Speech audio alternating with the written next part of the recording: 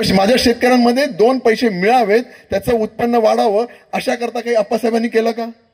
उत्तर नाही.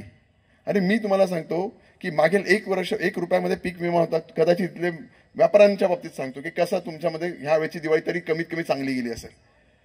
1 रुपयामध्ये पीक विमा मागच्या वेळेस शेतकऱ्यांनी काढला.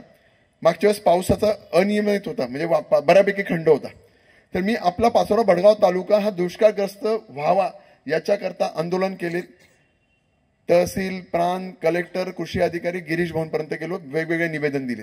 एवढं सगळं जेव्हा मी केलं तर त्याच्यानंतर म्हणजे पीक विमा कशाबद्दल बोलतो, अति पाऊस पडला तर, कमी पाऊस पडला तर, वादळ वारे आले आणि पीक नुकसान झालं तर, जेव्हा मी सगळं केलं तर त्यावेळेस मला शेवटाला जाऊन मला हाताशी एक यश आलं. माझ्या इथल्या शेतकऱ्यांच्या अकाउंटला दसऱ्याच्या आसपास पाचोरा तालुक्यामधील 46,000 शेतकऱ्यांना 95 कोटी रुपये आलेत. किती रुपये आलेत? 95 कोटी रुपये पाचोरा तालुक्यात काका. आणि 23,000 शेतकऱ्यांना 15 कोटी रुपये भडगाव तालुक्यात आलेत. भडगाव तालुक्यामध्ये कमी मिळालेत. Yield base